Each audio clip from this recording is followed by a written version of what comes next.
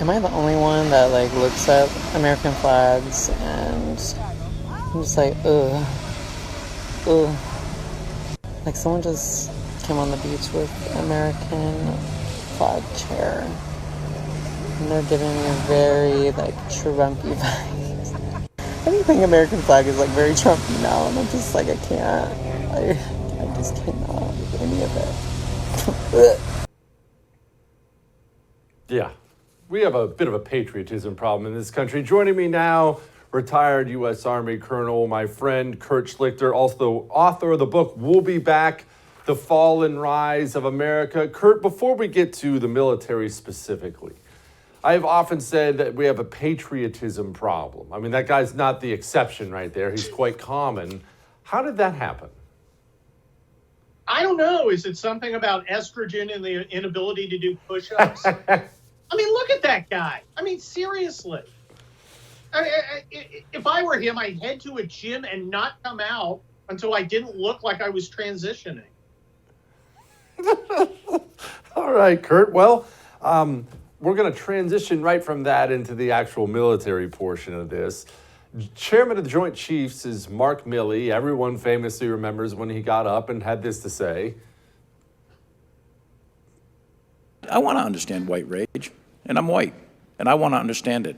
So what is it that caused thousands of people to assault this building and try to overturn the Constitution of the United States of America? What caused that? I want to find that out. Kurt, it'd be one thing if that was just him running his mouth in front of senators, but we now have reading lists handed out by the military about how evil Whitey is. I know you probably get these. I know I do. Emails from people who are serving, talking about the open anti-white racism now taking place in the military. Kurt, this is not good. Oh, well, first of all, Mark Milley is the worst chairman of the Joint Chiefs of Staff in the history of Joint Chiefs of Staff. He's a disgrace. Look at what happened to Afghanistan. If we had a real president, he'd have been fired along with every one of them and replaced with, I don't know, find me a good first sergeant. Get a little dose of common sense. Look, the military is no longer a war-fighting organization. It's an organization designed to promote leftist values. And of course, it's kind of self-destructive for them because the left very, very much wants to have a heavily armed force that's able to impose its will. These guys can't even impose their will upon each other. It's really a disaster on every level. And the next Republican president's going to have to come in, set the new standard, and absolutely clean house. How do you set the new standard? What do you mean by cleaning house, Kurt? What can he do? What should he do? Well, as I write in my new book, We'll Be Back, The Fall and Rise of America, which you generously blurred, the first thing is the new president needs to not be dazzled by the stars on the epaulets of these generals. And that was one of Trump's problems. Trump was impressed by generals and all the stuff they've got on their uniforms. The only thing that impresses me is a track record of victory. Mark Milley has presided over exactly 0 military victories in the last 2 decades. So I think that's the most important of all his decorations, the big fat 0 in the W column. He needs to come in and he needs to set a standard quickly, but he needs to devote time. As a commander at the battalion level, acting brigade commander, my most powerful weapon system for managing my units was my time and attention. The new president should put aside an hour every single day and start making demands.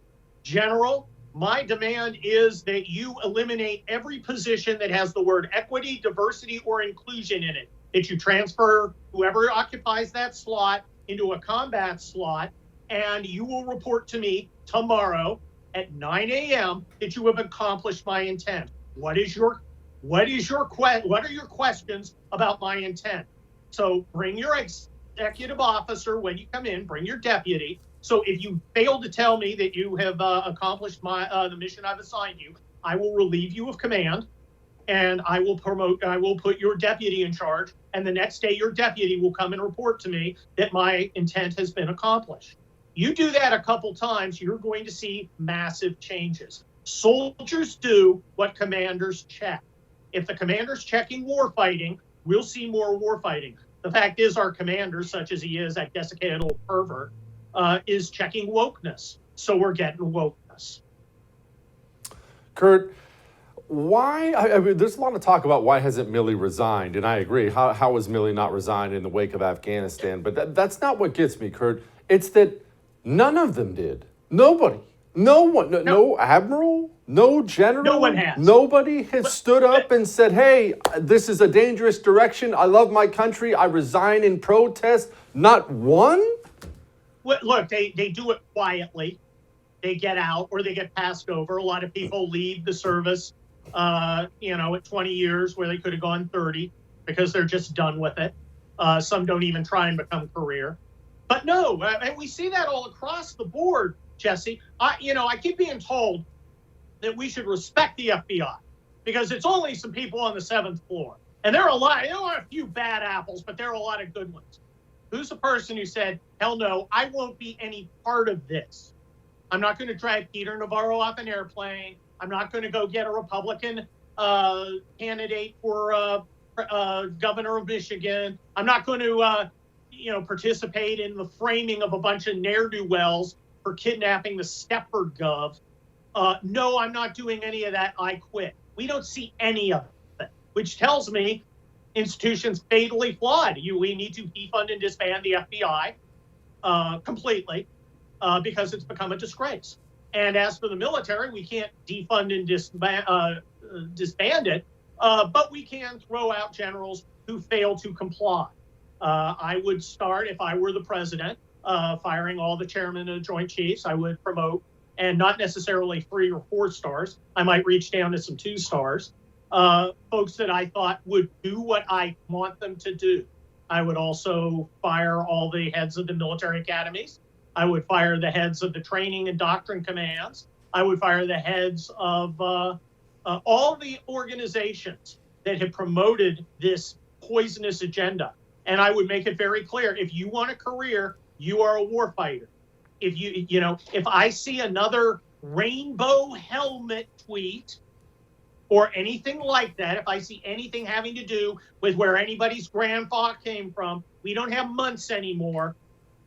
We don't have celebrations of ethnicities anymore. That's all done.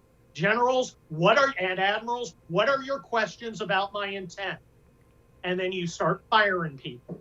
I think you will find a lot of people are very happy to get back to war fighting.